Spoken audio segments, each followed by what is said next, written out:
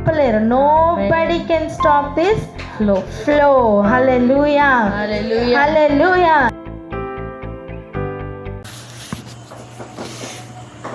అధ్యాయం యోబు గ్రంథం 38వ అధ్యాయం 2వ వచనం. జ్ఞానం లేని మాటలు చెప్పి ఆలోచనను చెరుపుచున్న వీడు ఎవడు? ఈ మాట అడుగుతున్నది ఎవరో తెలుసా? స్వయంగా యెహోవా దేవుడు సుడిగాలిలో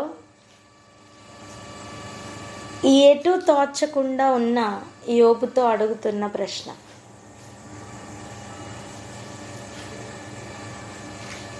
అనేక ప్రశ్నలతో ఉన్న యోబు దగ్గరకు జ్ఞానమైన యేసయ్య లేదా జ్ఞానమైన తండ్రి అయిన దేవుడు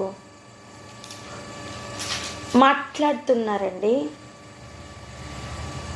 అసలు జ్ఞానం లేకుండా మాట్లాడుతున్న వీడు ఎవరు అంటున్నారు.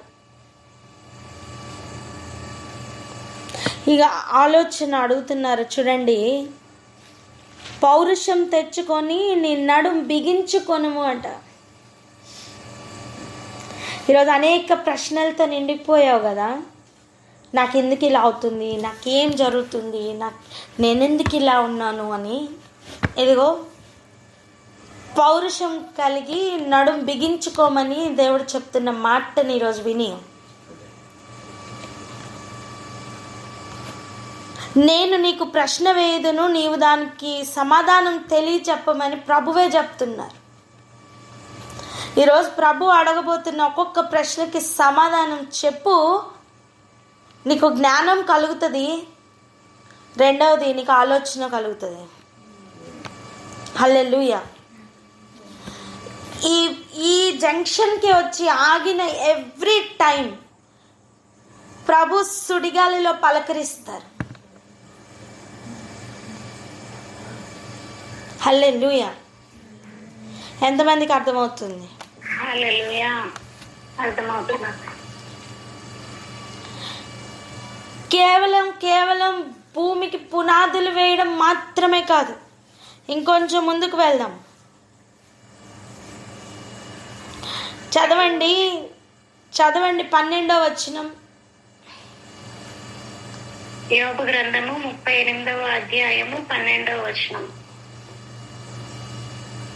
అరుణోదయము భూదిగంతముల వరకు వ్యాపించినట్లును, అది దుష్టులను తనలో నుండకుండా దులిపివేయనట్లును నీవెప్పుడైనా ఉదయమును కలుగజేసితివా? అరుణోదయమునకు దాని స్థలమును తెలిపితివా? మన చుట్టూ దేవుడు ఇంత పెద్ద సృష్టిని చేసి ఎందుకు ఉంచారో తెలుసా? సృష్టిలో ఒక్కొక్క వస్తువుని గురించి ఆలోచిస్తే నీకు దేవుని శక్తి ఏంటో అర్థమవుతుందట. సృష్టింపబడిన ఒక్కొక్క విషయం నువ్వు ఆలోచిస్తే, నీకు ఆలోచించడానికి చాలా ఆలోచనలు ఉన్నాయి కదా, అవన్నీ పక్కకు పెట్టు. నీకు కృంగిపోవడానికి చాలా ఆలోచనలు ఉన్నాయి కదా, అవన్నీ పక్కకు పెట్టు. నీకు ఎవరు ఆన్సర్ చెప్పలేని ప్రశ్నలు నీలో ఉన్నాయి కదా, అవన్నీ కొంచెం పక్కన పెట్టు. దేవుడు అడుగుతున్న ప్రశ్నకి ఈరోజు సమాధానం ఆలోచించు. హల్లెలూయా.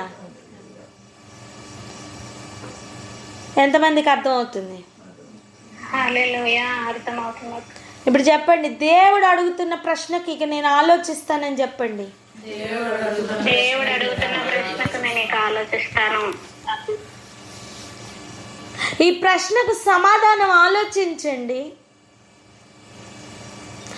మన చుట్టూ ఉన్న ఒక్కొక్క వస్తువును దేవుడు ఎందుకు క్రియేట్ చేశారు?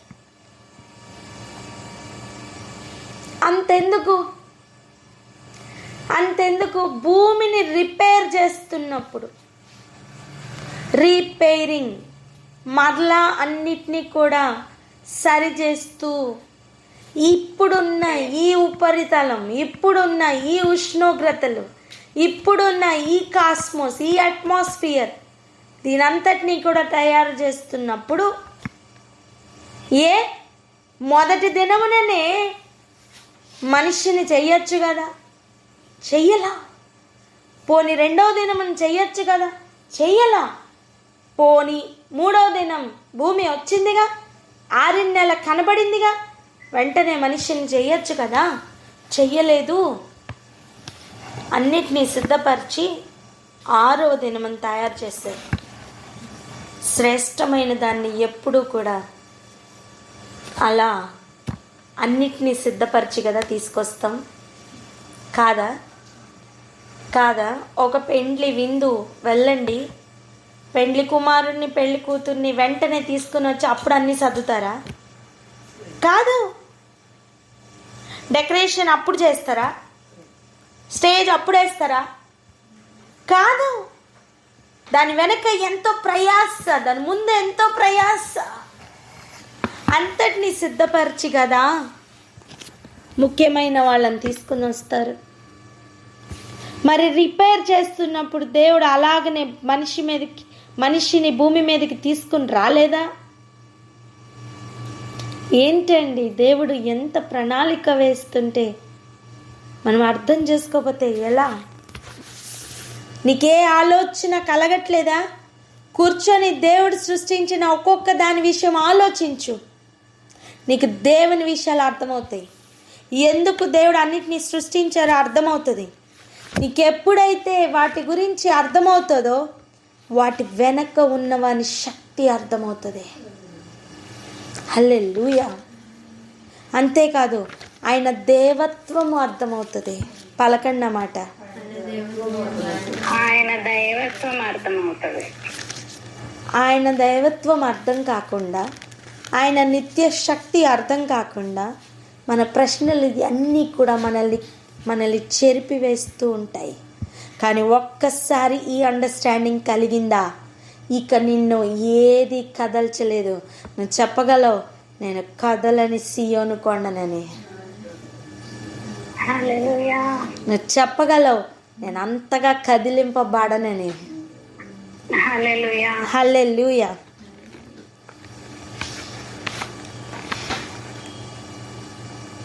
చదవండి ఒకసారి రోమాపత్రిక 1వ అధ్యాయం 20వ వచనం. రోమాపత్రిక 1వ అధ్యాయం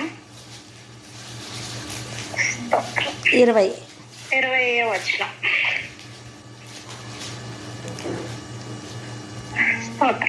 ఆయన అదృశ్య లక్షణములు అనగా ఆయన నిత్య శక్తియు దైవత్వమును జగదుత్పత్తి మొదలుకొని సృష్టింపబడిన వస్తువులను ఆలోచించుట వలన తేటపడుచున్నవి గనుక వారు నిరుత్తరులై ఉన్నారు.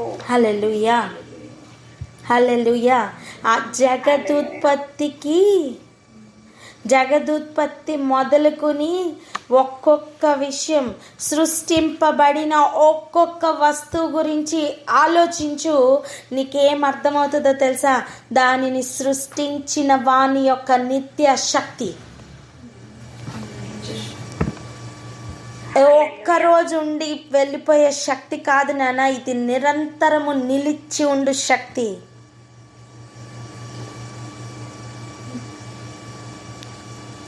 ఆయన సృష్టించిన ఒక్కొక్క వస్తువును ఆలోచించు.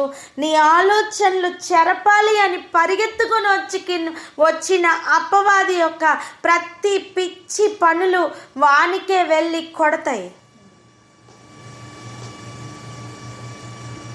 నిన్ను కదిలించాలని చెప్పి వచ్చిన వరద వానిని ముంచివేస్తుంది.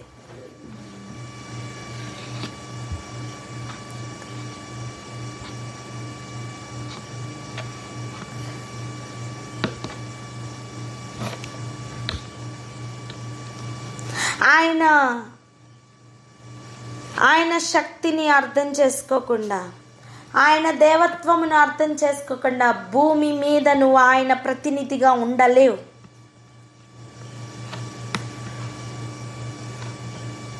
హల్లెలూయా. హల్లెలూయా. ఆయన ప్రతినిధిగా, ఆయన బిడ్డగా, ఆయనను కనపరచు ఒక వ్యక్తిగా భూమి మీద ఉండాలా?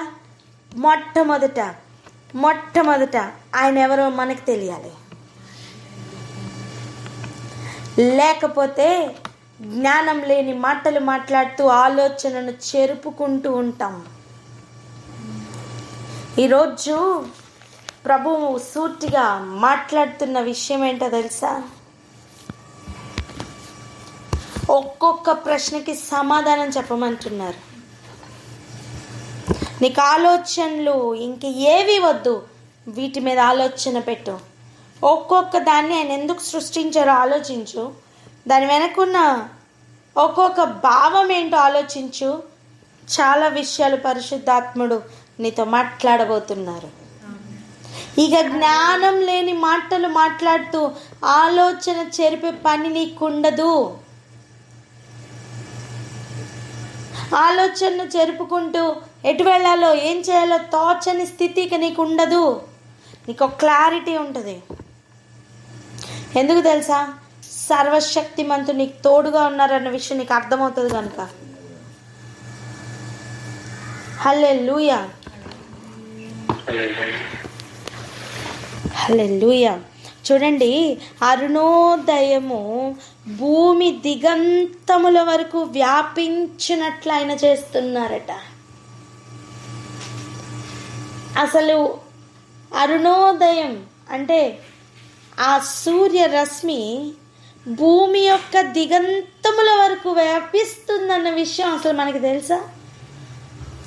ఏదో భూమి ఉపరితలం మీద మాత్రమే ఉన్నట్టు మనకు అనిపిస్తుంది, కానీ కాదు. వాక్యం చెప్తున్న సత్యం, దాని దిగంతముల వరకు అది వెళ్తుందని. అది దుష్టులను తనలో నుండకుండా దులిపివేస్తుందట. అండ్ ఇక్కడ అడుగుతున్న ప్రశ్న, అలాంటి ఉదయం నువ్వెప్పుడైనా కలుగు చేసావా? ఈరోజు ప్రభు మనందరినీ సూటిగా అడుగుతున్న ప్రశ్న, ఇన్ని దినాలు మన జీవితంలో తెల్లారినాయి కదా, ఆ బ్రాండ్ న్యూ డేని ఎప్పుడైనా ఎంజాయ్ చేసావా? హలో, పక్కవారిని అడగండి, ఆ బ్రాండ్ న్యూ డేని ఎప్పుడైనా ఎంజాయ్ చేసావా?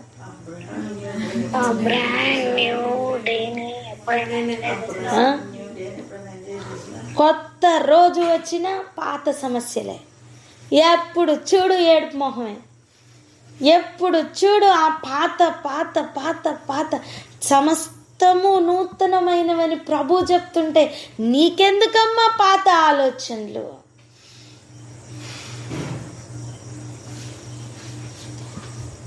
జ్ఞానము లేనివాడు చేస్తున్న పని ఇది. నేను జ్ఞానినే అనుకుంటూ వెర్రివారిగా, జ్ఞానం లేనివారిగా తిరుగుతున్న మన జీవితాలతో దేవుడు సూటిగా మాట్లాడుతున్న మాట ఈరోజు.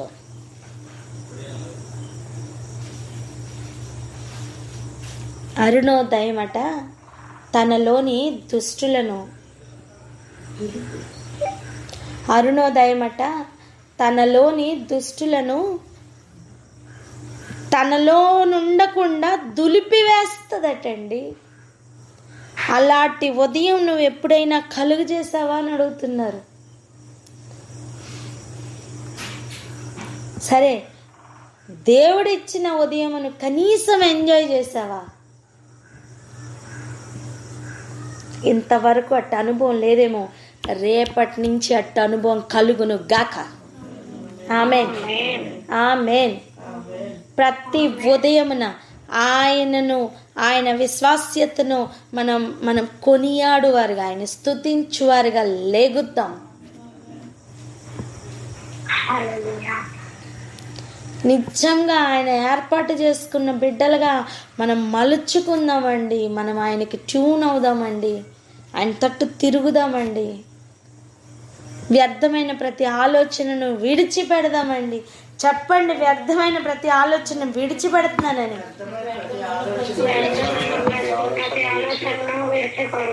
ఆమేన్.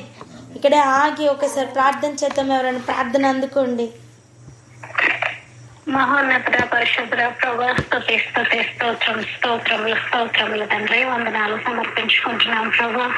నాయన నా తండ్రి ప్రభా మీకు వందనాలు ప్రభా. నా తండ్రి మీ యొక్క అదృశ్యమైన లక్షణములను కనుగొనాలి అంటే నా తండ్రి ప్రభా మీ యొక్క దైవత్వమును తెలుసుకోవాలంటే ప్రభా జగత ఉత్పత్తి మొదలుకొని మీరు సృష్టించబడిన ప్రతి వస్తువును ఆలోచించడం వలన మీ యొక్క నిత్య శక్తి దైవత్వము తెలుస్తుందని మాతో మాట్లాడినందుకు వందనాలు తండ్రి. మీకు స్తోత్రములు నాయన నా తండ్రి ప్రభా. జ్ఞానము కలిగిన మాటలే మాట్లాడే వారముగా ప్రతి వస్తువును నా తండ్రి ప్రభా నాయన ఆలోచన చేయవారముగా నాయన ఆలోచనను చెరుపుతున్నటువంటి ప్రతి నాయన అపవాది తీసుకుని వస్తున్న ప్రవాహం వల్లే వస్తున్న ఆలోచనలన్నిటినీ కొట్టివేసి నాయన నా తండ్రి మీరు సృష్టించిన ఏ సృష్టి యావత్తును ఆయన మేము ఈ దినమున ఆలోచన చేయుటకు కృపనిమ్మని వేడుకుంటున్నాం. ఆయన ఆలోచన చేయుటకు నా తండ్రి ప్రతి ఒక్కరు తీర్మానం తీసుకుని తండ్రి నీ వైపు తిరుగుటకు సాయం చేయండి. ఆయన మీకు వందనాలు, కృప చూపించినందుకు వందనాలు. ఎన్ని దినములు నా తండ్రి ప్రభు మా జీవితంలో గడిచాయి. ఆయన బ్రాండ్ న్యూ డేని మీరు దినదినము ఇస్తుండగా ఆయన ఆ బ్రాండ్ న్యూ డేని నా తండ్రి నేను ఎంజాయ్ చేయాలి ప్రభా. ఆయన నా తండ్రి పాత రోత స్వభావాలు పాతది ఏది మాకు వద్దయ్యా. వ్యర్థమైన ఆలోచనలన్నీ తుడిచి పెట్టబడను గాక నా తండ్రి. మీకు స్తోత్రములు ఆయన. సంపూర్ణంగా నీ వైపు తిరిగి నీ పిల్లలుగా ఆయన నా తండ్రి ఆయన మీరు సృష్టించిన ఈ సృష్టి యావత్తును నన్ను చూసి నా తండ్రి ప్రభా మీ యొక్క లక్షణములు మీ యొక్క స్టేటస్ తెలుసుకొని ఆయన మేమందరము కూడా నా తండ్రి ప్రభా మీ పిల్లలుగా జీవించే ఆ కృప మీరు మాకు అనుగ్రహించి ఉండగా నా తండ్రి ప్రభా నిరంతరము మీ శక్తిని అనుభవించే బిడ్డలుగా మా ఆలోచనలన్నిటినీ మీ వైపు సంపూర్ణంగా త్రిప్పుకొని ప్రాణాత్మ దేహములతో మీకు లొంగిపోచున్నాం పరమ తండ్రి. ఆమేన్. ఆమేన్. ఆయన అడుగుతున్న అనేక ప్రశ్నలు ఇక్కడి నుంచి స్టార్ట్ చేస్తే ఆల్మోస్ట్ 41వ అధ్యాయం 34వ వచనం వరకు ఆయన ప్రశ్నలే, ఆయన అడిగిన ప్రశ్నలే. కనీసం 1-2 ప్రశ్నలన్నా చూద్దాం. చూడండి 17వ వచనం ఒకసారి చదువు నాన్న. 17, 18, 19, 20 దాకా చదవరా? యోబు గ్రంథం 38వ అధ్యాయం 17వ వచనం నుంచి 17 నుంచి 20 వరకు. 17 to 20. మరణ ద్వారములో నీకు తెరవబడిన మరణాంధకార ద్వారములను నీవు చూచితివా? భూమి వైశాల్యత ఎంతో నీవు గ్రహించితివా? నీకేమైనా తెలిసిన ఎడల చెప్పుము. వెలుగు నివసించే చోటునకు పోవు మార్గం ఏది? చీకటి అను దాని ఉనికి పట్ట ఏది? దాని సరిహద్దునకు నీవు వెలుగును కొనిపోదువా? దాని గృహమునకు పోవు త్రోవలను నీవు ఎరుగుదువా? ఇంతయు నీకు తెలిసి ఉన్నది కదా. ఇదంతయు నీకు తెలిసి ఉన్నది కదా. స్తోత్రం. ఆలోచిద్దాం. ఇక్కడ అడుగుతున్న ప్రశ్నలు, మరణ ద్వారములు నీకు తెరవబడినా?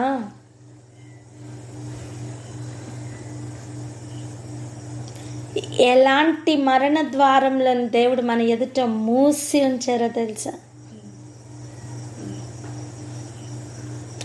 యేసు ప్రభు వారు ఒక ఊరు వెళ్తే మొట్టమొదటిగా ఎదుర్కొన్న దెయ్యములు ఆయన అడుగుతున్నాయి, సర్వోన్నతుడు అయిన దేవుని కుమారుడు నువ్వు ఎవరో మాకు తెలుసు. ఏంటి మమ్మల్ని అప్పుడే నశింపజేయడానికి వచ్చేసావా? మమ్మల్ని బాధింపడానికి అప్పుడే వచ్చేసావా? మమ్మల్ని అక్కడికి మాత్రం పంపకు, మేము అక్కడికి వెళ్ళాం. ఒకసారి ఆలోచించండి. దెయ్యములకు కూడా భయం అండి ఆ ప్లేస్ అంటే.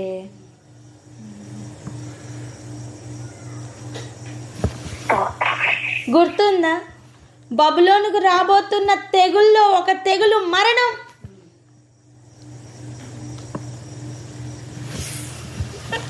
మనం ప్రస్తుతం రుచి చూస్తున్న మరణం కాదండి నిజమైన మరణం. రెండవ మరణం అసలైన మరణం. అదంటే ఆ ప్లేస్ అంటే దయ్యములకు కూడా వణుకే. హలో, అర్థమవుతుందా?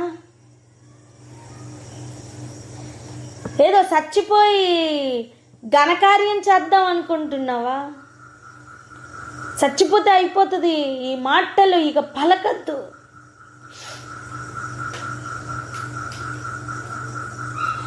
ఆ ప్లేస్ అంటే ప్రస్తుతం భూమి మీద ఉన్న కొద్ది సమయమే అని తెలిసిన దెయ్యాలకు కూడా భయం అండి. ఈరోజు మనిషికి భయం లేదు.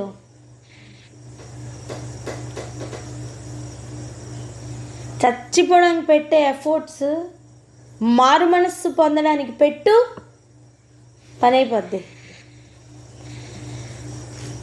చచ్చిపోవడానికి వేసే ప్లాన్లు జీవ మార్గము వెతకడానికి పెట్టు, పని అయిపోద్ది. అసలు మరణాంధకార ద్వారములు నువ్వు చూసావా అంటున్నారు. దాన్ని చూసి తట్టుకోలేరు కనుకనే నువ్వు చూసావా అంటున్నారు. ఒక మాట చెప్పనా, ఈ రెండు కూడా యేసయ్యని కంటైన్ చేయలేకపోయినాయి. హల్లెలూయా. మరణమును గెలిచి నించున్న ఒకే ఒక్క యేసయ్య. ఆమేన్.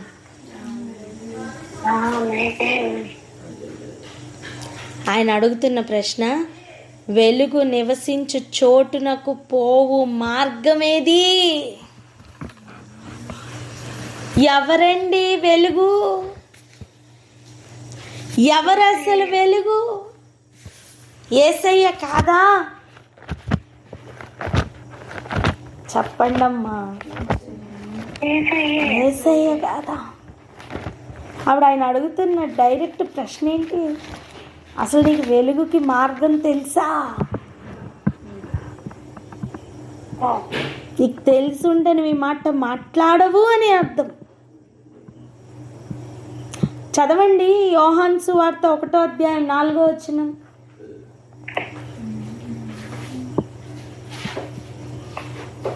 యోహాను సువార్త 1వ అధ్యాయం 4వ వచనం. 1వ అధ్యాయం 4వ వచనం. జీవము, ఆ జీవము మనుషులకు వెలుగై ఉండెను. ఆయనలో జీవముండెను, ఆ జీవము మనుషులకు వెలుగై ఉండెను. ఆయనలో జీవముండెనట. ఆ జీవమేనండి మనుషులకు వెలుగు. ఇప్పుడు ఆయన అడుగుతున్న ప్రశ్న,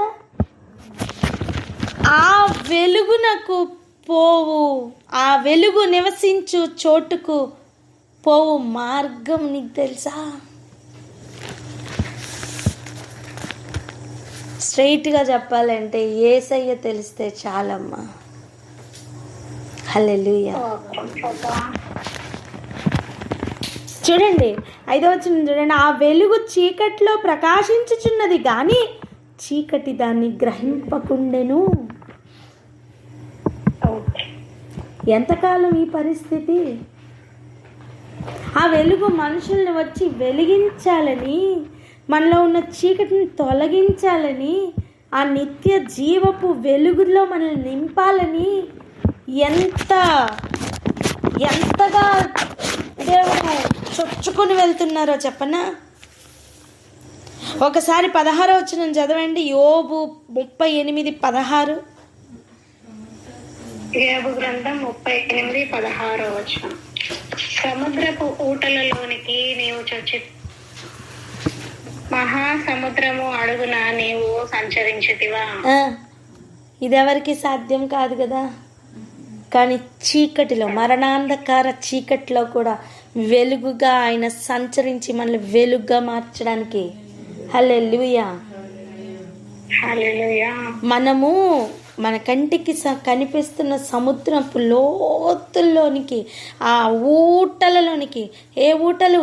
సముద్రము నిండుతున్న ఊటలు. ఆ ఊటలలోనికి వెళ్ళలా.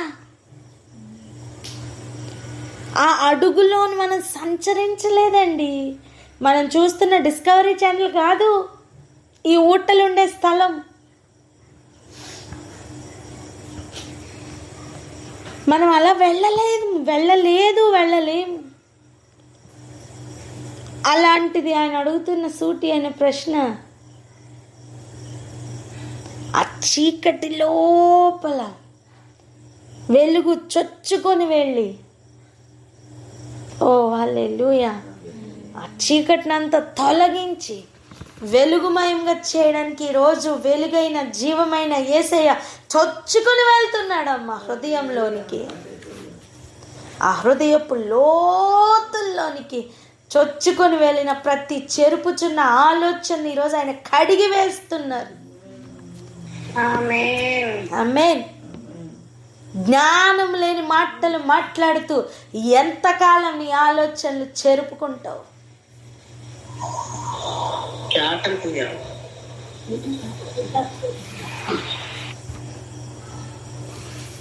ఆలోచన విధానంలో మార్పులు కలుగునుగాక. జ్ఞానం లేని మాటలు మాట్లాడుకున్నట్లు ఆ నోర్ని సీల్ చేస్తున్నాం యేసునామములో.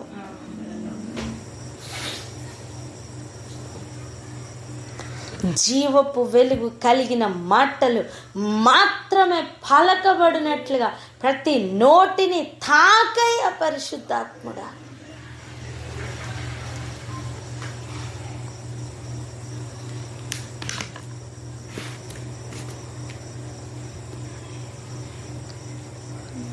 చూడండి, ఇదంతా నీకు తెలుసు కదా అని చెప్తూ మాట్లాడుతున్న ఒక మాటను కూడా చూద్దాం రండి. 21 వచనం చదువునాన్న. యోబు 38:21.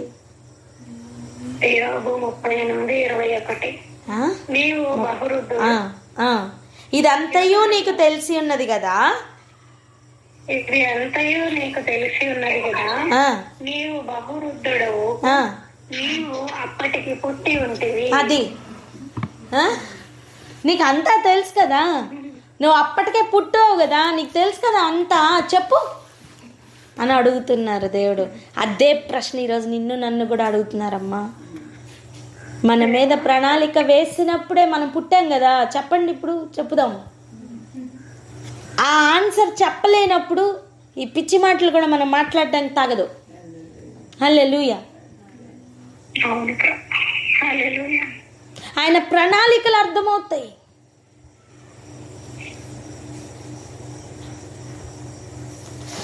అంతగా ప్రేమించిన దేవుడు కాకపోతే ఇంత బుజ్జగిస్తూ చెప్తారా హెచ్చరికలను కూడా? చెప్పండి.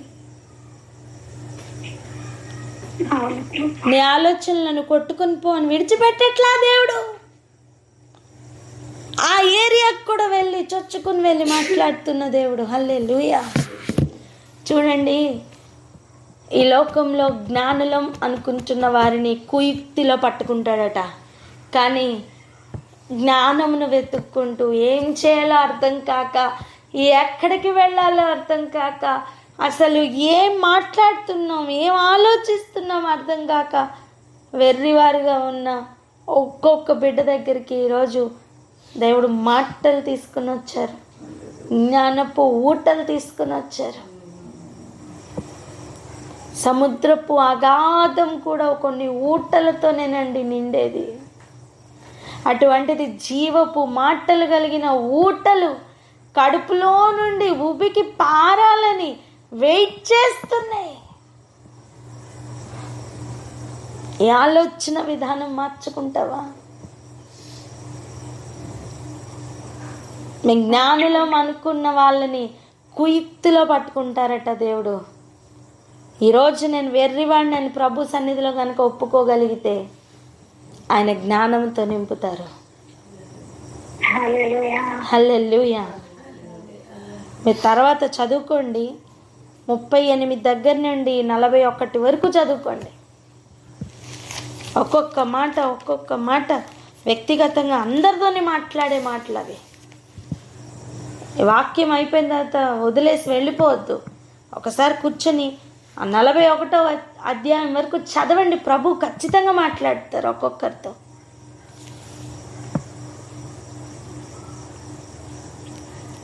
ఇవన్నీ తెలుసుకున్న తర్వాత యోబు మాట్లాడుతున్న మాటలకు 2-3 చూద్దాం రండి.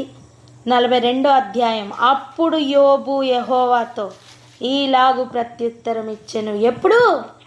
ఎప్పుడు ప్రశ్నలన్నీ విన్నాక. నీ క్వశ్చన్ పేపర్ చేతికి ఇవ్వగానే టక్ అన్నీ చదివేసుకొని ఆన్సర్ షీట్ స్టార్ట్ చేస్తావే అలా. 38, 39, 40, 41 అధ్యాయాలు టక్ అన్నీ చదివేసి ఇప్పుడు ఆన్సర్ స్టార్ట్ చేసాడండి యోబు. మొట్టమొదటి మాట ఏంటి తెలుసా? నీవు సమస్త క్రియలను చేయగలవనియు నీవు ఉద్దేశించినది ఏది నిష్ఫలము కానేరదనియు నేను ఇప్పుడు తెలుసుకుంటుని. ఎప్పుడు తెలుసుకుంటుని? ఎప్పుడు ఈ అన్ని ప్రశ్నలు విన్నాక. అర్థమవుతుందా?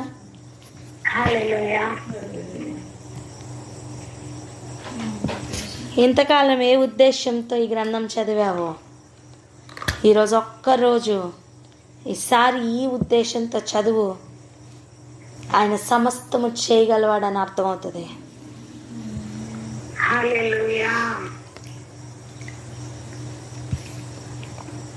నేనేం చేయలేకపోతున్నా. అవును, నిజమే, మనం ఏం చేయలేము. కానీ అన్నీ చేయగలిగిన వాడిని నమ్ముకున్నావు కదా. ఆయన నీ యందుండి సమస్తము చేయగలవాడు. ఆమేన్. ఆయన ఉద్దేశించింది ఏది నిష్ఫలము కానేరదట. అర్థం? ఆయన ఉద్దేశం నాటబడుతుంది, అది ఫలిస్తుంది. నిష్ఫలంగా ఏ ఉద్దేశం కూడా ఆగదట. హల్లెలూయా అని ఇప్పుడు తెలుసుకుంటున్నాడట యోబు. ఆ తర్వాతేనండి డబుల్ పోర్షన్ ఆఫ్ బ్లెస్సింగ్ పొందుకున్నాడు యోబు. హల్లెలూయా. ఈ రోజు కనుక ఈ పాకానికి రాగలిగితే కోల్పోయినవన్నీ డబుల్ పోర్షన్ మన సొంతం. హల్లెలూయా.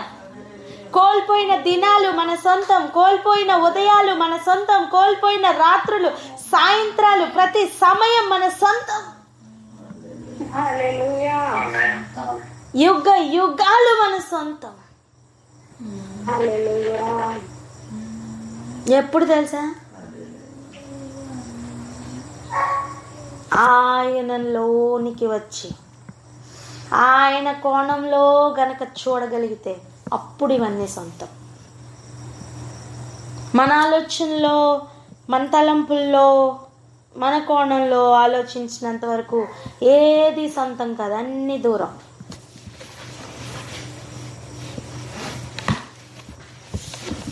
జ్ఞానులను తన కుయుక్తిలో పట్టుకునే దేవుడు,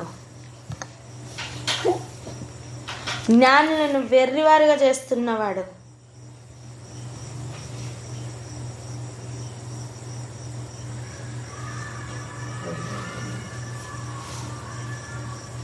చూడండి 3వ వచనం ఏం చెప్తున్నాడు?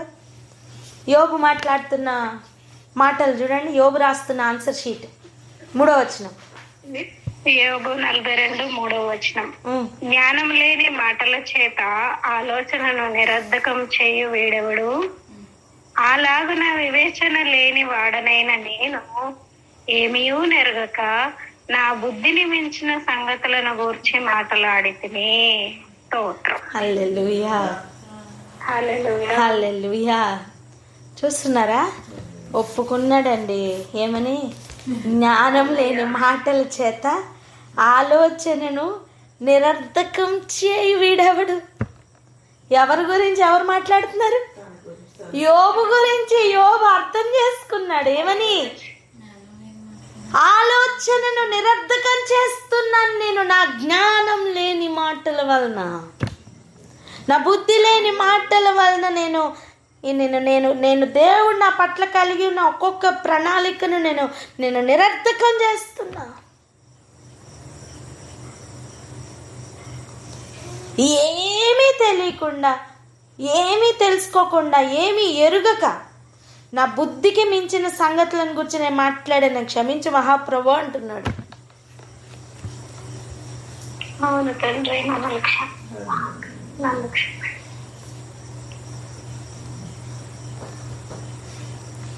ఆలోచిద్దాం. గొప్ప గొప్ప సైంటిస్టులు కూడా చూసి వచ్చిన సంగతులేనండి అవి. చూసి వచ్చిన వానికి నువ్వు అంత ఘనతను ఆపాదిస్తుంటే చేసిన వానికి ఎంత ఆపాదించాలి. గొప్ప విషయం ఏంటో తెలుసా, అవన్నీ చేసింది మన కోసమే. హల్లెలూయా. అవన్నీ చేసింది మన కోసమేనండి. వాటిని నిండించి వాటిని ఏలుబడి చేయమని చెప్తే వాటిని కోల్పోయి కూర్చున్నాం మనం.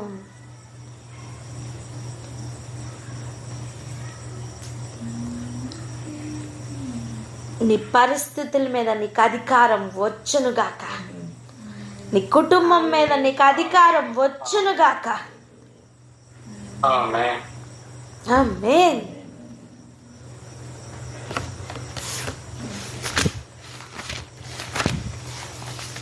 ఈరోజు ఈ మాటలు కనుక నేను సరిగా పట్టుకుంటే నువ్వు చూస్తున్న కోణం మారిపోతుంది.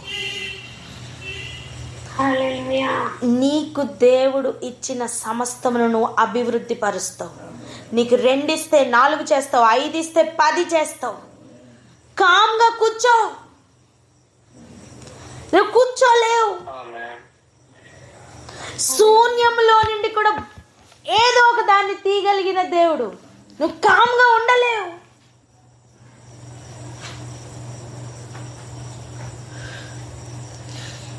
శూన్యంలో నుండి ఏదో ఒకటి కాదు, సమస్తమును చేసింది దేవుడట. నువ్వు కూడా కామ్గా ఉండలేవు నాన్న.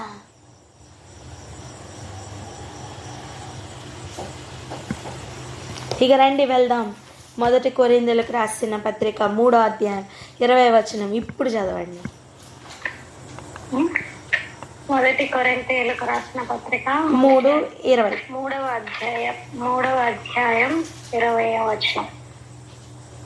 జ్ఞానులను వారి కుయుక్తులు ఆయన పట్టుకొనను, మరియు జ్ఞానుల యోచనలు వ్యర్థములని ప్రభువునకు తెలియను అని రాయబడి ఉన్నది. హల్లెలూయా, హల్లెలూయా. జ్ఞానుల యోచనలు వ్యర్థములట. నా ఆలోచన వ్యర్థం అని యోబుకి ఎప్పుడు అర్థమైందో తెలుసా? దేవుడు నిరూపించినప్పుడు. అంతే కదా. 38వ అధ్యాయంలో ప్రభు మాట్లాడిన మాట ఏంటి? ఆలోచన చెరుపుచున్న వీడెవడు? 41లో ఒప్పుకున్న విషయం ఏంటి? ఆలోచన నిరర్థకం చేస్తున్న వీడెవడు? నేనే. That's me. ఏమంటున్నాడు? ఆలోచన పాడు చేస్తున్నాడు ఈడ పక్కోడా? ఆడెవడోనా? అక్కడెవడో ఉన్నారా? అక్కడెక్కడో చెప్పండి. అక్కడెక్కడ నుంచో వచ్చి ఇక్కడ ఆలోచన పాడు చేస్తున్నారా? కాదు. నీ ఆలోచనలు పాడు చేస్తుంది ఎవరో తెలుసా? నువ్వే. చెప్పండి. నేనే. ఇలా చూసి చెప్పండి అమ్మా. నేనే. అది నేనే. అది నేనే. ఒప్పుకోరే. నేనే. అర్థమైందా? జ్ఞానుల యోచనలు వ్యర్థములని ప్రభువుకు తెలియను. ప్రభువుకు తెలుసు, మనకు తెలిస్తే చాలు, పని అయిపోద్ది. హల్లెలూయా. తెలుసుకున్న తర్వాత యోబు అనేక విషయాలు మాట్లాడాడు ప్రభుతో. తెలుసుకున్న తర్వాత నువ్వేం మాట్లాడతావు ప్రభుతో? ఇక ఎవరి ఆన్సర్ షీట్స్ వారు నింపుకుందాం. మిగిలిన శేష జీవితం ప్రభు కొరకు బ్రతుకుదాం. డబుల్ పోర్షన్తో. కోల్పోయినవన్నీ రాబోతున్నాయి. నమ్మి ప్రార్థన చేద్దాం.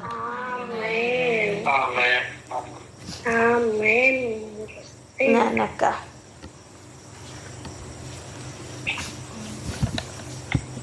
Thank you Jesus, thank you master. పరిశుద్ధ రాజానికి లెక్కలేని స్తోత్రం చెల్లిస్తున్నాం ప్రభా. ఒకటే